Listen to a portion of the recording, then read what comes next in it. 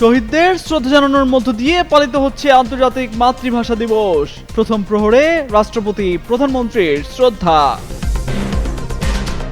ইতিহাসে প্রথমবারের মতো শহীদ মিনারে শ্রদ্ধা জানালো জামায়াত। প্রশ্নবাণের জর্জরিত ডাক্তার শফিকুর রহমান জানালেন বিরোধী দলীয় নেতা হিসেবে দায়িত্ব পালন। শহীদ মিনারে শ্রদ্ধা জানাতে এসে তোপের মুখে জাতীয় পার্টির নেতারা। সাধারণ মানুষের ধাওয়া, ফুল ব্যানার ফেলে পালিয়ে গেলেন নেতাকর্মীরা। শ্রদ্ধা জানাতে এসে ব্রাহ্মণবাড়িয়া রুমিন ফারহানাকে বাধা, ছিঁড়ে ফেলা হয় পুষ্পস্তবক। মুহূর্তেই ছড়িয়ে পড়ে উত্তেজনা। ঢাকা সিলেট মহাসড়ক অবরোধ। আওয়ামী লীগের ধানমন্ডি কার্যালয়ের ফটকে পতাকা টানিয়ে জয় বাংলা স্লোগান। দখলে নেওয়ার দাবি যুব মহিলা লীগ নেতাকর্মীদের।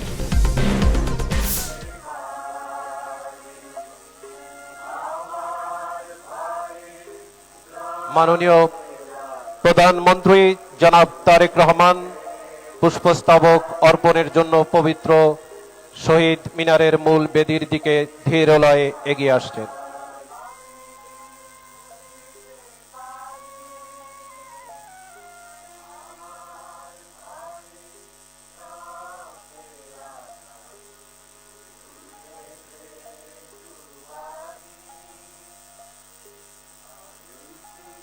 মাননীয় প্রধানমন্ত্রী জনাব তারেক রহমান শহীদ মিনারের মূল বেদিতে পুষ্পস্তবক অর্পণ করলেন এবং নীরবে দাঁড়িয়ে ভাষা শহীদদের প্রতি শ্রদ্ধা নিবেদন করছেন।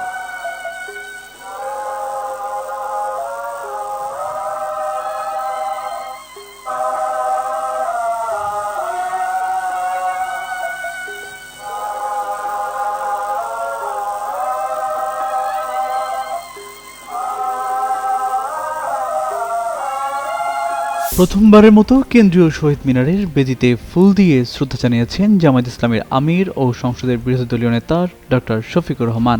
শহীদ মিনারের বেদিতে ফুল দিয়ে তিনি মোনাজাত শুরু করেন। পরে শহীদ মিনার এলাকায় সাংবাদিকদের সঙ্গে কথা বলেন জামায়াতের আমির। জামায়াত কখনো ফুল দিতে শহীদ মিনারে আসেনি, এবার কি মনে করে আসলেন? সাংবাদিকদের এমন প্রশ্নের জবাবে তিনি বলেন, রাষ্ট্রীয় আচার হিসেবে এটা তার দায়িত্ব। বিরোধী দলীয় নেতা হিসেবে সঙ্গীদের নিয়ে তাকে আসতে হবে, তাই এসেছেন তিনি। শফিকুর রহমান বলেন, আসলে ভাষা শহীদদের আগে 47-এ যারা শহীদ হয়েছেন তাদেরও শ্রদ্ধার সঙ্গে স্মরণ করেন তিনি। 52 শহীদদেরও স্মরণ করেন, 71-90-এর গণঅভ্যুত্থানের শহীদদের স্মরণ করেন জামায়াতের আমির। এরপরে যারা ফ্যাসিবাদের হাতেই শহীদ হয়েছেন তাদেরকেও স্মরণের কথা জানান ডাক্তার শফিকুর রহমান। বলেন, স্মরণ করি যারা জুলাই যোদ্ধা হিসেবে জাতির অধিকার প্রতিষ্ঠার জন্য লড়াই করে শহীদ হয়েছেন তাদের। ওসমান হাদিকেও স্মরণ করার কথা জানান তিনি।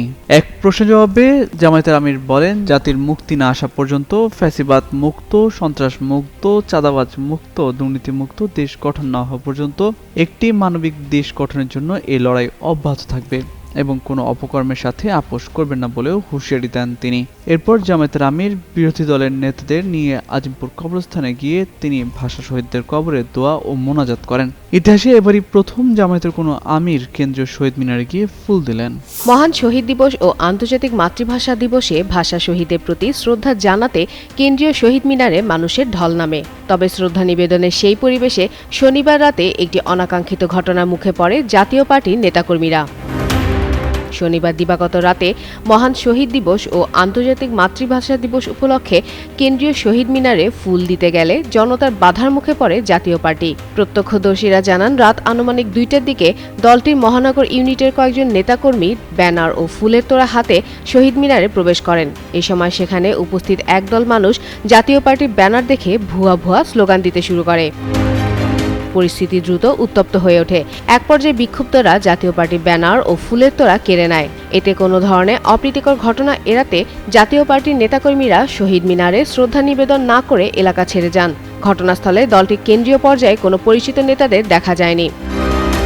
এদিকে অমর 21শে ফেব্রুয়ারি উপলক্ষে ভাষা আন্দোলনের ৭৪ বছর পূর্তি উপলক্ষে রাত 12টা 1 মিনিটে কেন্দ্রীয় শহীদ মিনারে রাষ্ট্রীয়ভাবে শ্রদ্ধা নিবেদন করা হয়। রাষ্ট্রপতি মোহাম্মদ শাহাবুদ্দিন ও প্রধানমন্ত্রী তারেক রহমান সহ রাষ্ট্রের গুরুত্বপূর্ণ ব্যক্তিরা শহীদদের প্রতি শ্রদ্ধা জানান।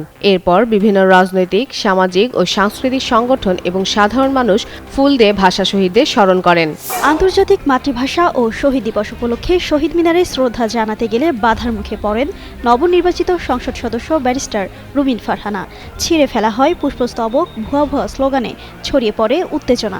শুক্রবার রাত 12:15টার দিকে ব্রাহ্মণবাড়িয়ার সরাইল উপজেলার শহীদ মিনার প্রাঙ্গণে এ ঘটনা ঘটে। প্রত্যক্ষদর্শীরা জানান 21-এর প্রথম প্রহরে পুষ্পস্তবক নিয়ে শহীদ বেদির সামনে দাঁড়িয়েছিলেন রুমিন ফারহানা ও তার কর্মী সমর্থকেরা। এ সময় সরাইল উপজেলা বিএনপির সাবেক সাধারণ সম্পাদক আনোয়ার হোসেনের নেতৃত্বে বিএনপির নেতাকর্মীরা এসে রুমিন ফারহানাকে উদ্দেশ্য করে ভুয়া ভুয়া স্লোগান দিতে থাকেন। এ নিয়ে দুপক্ষের মধ্যে উত্তেজনা তৈরি হয়। এক পর্যায়ে রুমিন ফারহানার আনা পুষ্পস্তবকটি ছিঁড়ে ফেলেন বিএনপির নেতাকর্মীরা। পরে পুলিশের হস্তক্ষেপে পরিস্থিতি নিয়ন্ত্রণে আসে। পুষ্পস্তবক অর্পণ করতে না পেরে কর্মী সমর্থকদের পাহারায় শহীদ মিনার এলাকা ত্যাগ করেন রুমিন ফারহানা। এদিকে এই ঘটনার পর ঢাকা-সিলেট মহাসড়কের শাহবাজপুর এলাকায় প্রায় 1 ঘণ্টা অবরোধ করে বিক্ষোভ করেন রুমিন ফারহানার কর্মী সমর্থকেরা। এ সময় তারা সড়কের ওপর আগুন জ্বালিয়ে বিচারের দাবি জানান। রুমিন ফারহানা অভিযোগ করে বলেন, প্রথমে শহীদ মিনারে ফুল দিতে যান। ওই সময় বিএনপির কিছু নেতাকর্মী পূর্ব পরিকল্পিতভাবে হামলা চালিয়েছে। আমি এটুকুই বলবো যে দীর্ঘ 17 বছর পর বিএনপি রাষ্ট্র পরিচালনার দায়িত্বে এসছে। বিএনপি যদি তার নেতাকর্মীদেরকে লোকাল লেভেলে কন্ট্রোল না করে এখনই, এর পরিণতি ভয়াবহ রকম হবে। এবং যেহেতু দীর্ঘ 15 বছর একটা লম্বা সময় বিএনপির নেতাকর্মীরা নানানভাবে চাপে ছিল, লুকিয়ে থাকতে বাধ্য হয়েছে, তারা যখন এরকম একটা ভয়ঙ্কর হিংস্রতা নিয়ে পলিটিক্যাল পদের ব্যবহার করার চেষ্টা করে, এটা আমার মনে হয় দলের উঁচু পর্যায় থেকে বিষয়টি মনিটর করা এবং তাৎক্ষণিক ব্যবস্থা নেওয়া না হলে এটা দলের জন্য ভীষণ ক্ষতিকর হবে। জুলাই গণঅভ্যুত্থানের মুখে সরকারের পতনের পর আওয়ামী লীগের সভাপতির ধানমন্ডির রাজনৈতিক কার্যালয়ের অগ্নিসংযোগ ও ভাঙচুর চালিয়েছিল উত্তেজিত জনসাধারণ। প্রায় 1.5 বছর পর এবার সেই কার্যালয়ের ফটকের সামনে জাতীয় পতাকা ও বঙ্গবন্ধুর ছবি রেখে কার্যক্রম নিষিদ্ধ যুব মহিলা লীগের একদল নেত্রী স্লোগান দিয়েছে। শুক্রবার সকাল 8:30টার দিকে সংগঠনের 10 থেকে 12 জন নেতাকর্মীকে ধানমন্ডি 3A সড়কের 51 নম্বর বাড়িটির সামনে দেখা যায়। তারা জানান, রিস্ক নিয়েই কার্যালয়ে গিয়ে পতাকা উত্তোলন করেছে। এর আগে 2024 সালের 5 আগস্ট ছাত্র জনতার অভ্যুত্থানে টানা 15 বছরের শাসনাবসান ঘটে আওয়ামী লীগের। সেদিন প্রধানমন্ত্রীর বাসভবন, গণভবন চলে যায় জনতার দখলে। সেখানে ব্যাপক ভাঙচুর, লুটপাট চলে। সেদিন ধানমন্ডির 32 নম্বর সড়কে বঙ্গবন্ধু ভবনের পাশাপাশি আওয়ামী লীগ সভাপতির কার্যালয়েও হামলা হয়। ওই কার্যালয়ের 3টি ভবনে ভাঙচুর করে আগুন লাগিয়ে দেওয়া হয়। গত বছরের মে মাসে আওয়ামী লীগ ও সহযোগী সব সংগঠনের কর্মকাণ্ডে নিষেধাজ্ঞা দেয় অন্তর্বর্তী সরকার। সেই হিসেবে যুব মহিলা লীগের কার্যক্রমও নিষিদ্ধ। 2 দশক পর রাষ্ট্র ক্ষমতায় ফিরে নতুন যাত্রার সূচনা করেছে বাংলাদেশ জাতীয়তাবাদী দল বিএনপি। দলের চেয়ারম্যান তারেক রহমান দেশের প্রধানমন্ত্রী হিসেবে শপথ নিয়ে 50 সদস্যের মন্ত্রিসভা ঘোষণা করেছেন, যেখানে জ্যেষ্ঠ নেতাদের পাশাপাশি দলের মধ্যম সারি ও নবীনদের বড় একটি অংশকে অন্তর্ভুক্ত করা হয়েছে। বিএনপির স্থায়ী কমিটির অধিকাংশ সদস্যকে মন্ত্রিসভা সহ সরকারের গুরুত্বপূর্ণ পদে নিয়োগ দেওয়া হয়েছে। তবে প্রবীণ নেতা ডক্টর খন্দকার মোশাররফ হোসেন এখনও সরকারের বাইরে আছেন। খালেদা জিয়ার 2 বারের মন্ত্রিসভায় স্বাস্থ্যসহ গুরুত্বপূর্ণ মন্ত্রণালয় সামাল দেওয়ার অভিজ্ঞতা রয়েছে তার। সবশেষ ত্রয়োদশ সংসদ নির্বাচনেও সংসদ সদস্য নির্বাচিত হয়েছেন ডক্টর খন্দকার মোশাররফ। ফলে নেতাকর্মীদের পাশাপাশি সমাজের সচেতন জনগোষ্ঠীর অনেকেরই নজর এখন তার দিকে। প্রবীণ এ নেতাকে কোথায় অন্তর্ভুক্ত করা হয় তা নিয়ে ব্যাপক কৌতূহল রয়েছে জনমনে। আলোচনা ছড়িয়ে পড়েছে খন্দকার মোশাররফ হোসেনকে রাষ্ট্রপতি নির্বাচিত করা হতে পারে, যদিও এ নেতার শুভাকাঙ্ক্ষীরা জানান তাদের কাছে এ বিষয়ে কোনো তথ্য নেই। এদিকে ডক্টর মোশাররফ হোসেন এ বিষয়ে গণমাধ্যমকে জানান, বিএনপি তাকে যে দায়িত্ব দেবে তিনি নিষ্ঠার সঙ্গে তা পালন করার চেষ্টা করবেন।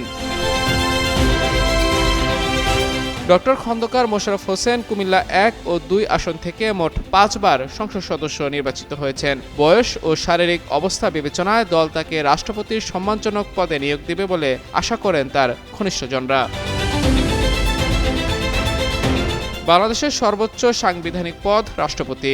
সংবিধান অনুযায়ী একজন রাষ্ট্রপতির মেয়াদ ৫ বছর, সর্বোচ্চ 2 বার দায়িত্ব পালন করতে পারেন তিনি। ক্ষমতাচ্যুত শেখ হাসিনার সরকারের আমলে রাষ্ট্রপতি মোহাম্মদ শাহাবুদ্দিন দায়িত্ব পান। তার মেয়াদ রয়েছে 2028 সালের এপ্রিল পর্যন্ত। যদিও 2024 সালের অক্টোবরে রাষ্ট্রপতির পদত্যাগের দাবিতে জোরালো আন্দোলন করেছিলেন বৈষম্য বিরোধী ছাত্র আন্দোলনের নেতাকর্মীরা, তবে শেষ পর্যন্ত তাকে অপসারণ কিংবা তার পদত্যাগের ঘটনা ঘটেনি। মাহমুদুর রহমান, যুগান্তর নিউজ।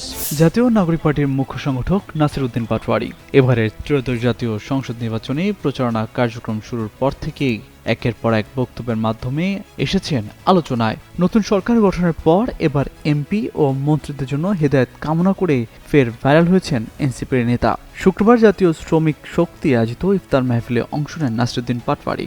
সেখানে মোনাজাতে হাত তুলে বলেন, যারা স্বরাষ্ট্রমন্ত্রী বর্তমানে হয়েছে তাদের ওসমান হাদির হত্যার বিচার করার তৌফিক দাও, যারা ইঞ্জিনিয়ারিং করেছে তাদের দৃষ্টান্তমূলক শাস্তি দাও, যারা আমাদের ভাইদের খুন করেছে আওয়ামী লীগকে পুনর্বাসনের চেষ্টা যারা করবে তাদের বিচার আল্লাহর কাছে দেন তিনি, যারা সংস্কারকে ভণ্ডুল করার চেষ্টা করছে তাদের প্ল্যান ভণ্ডুলেরও দাবি জানান তিনি।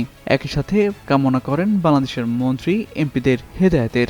এর আগে ত্রয়োদশ জাতীয় সংসদ নির্বাচনে ঢাকা ৮ আসন থেকে শাপলাকলি প্রতীক নিয়ে নির্বাচনে অংশ নেন নাসির উদ্দিন পাটোয়ারি। নির্বাচনে বিএনপি প্রার্থী মির্জা আব্বাসের কাছে ৫,০০০-এরও বেশি ভোটে পরাজিত হন পাটোয়ারি।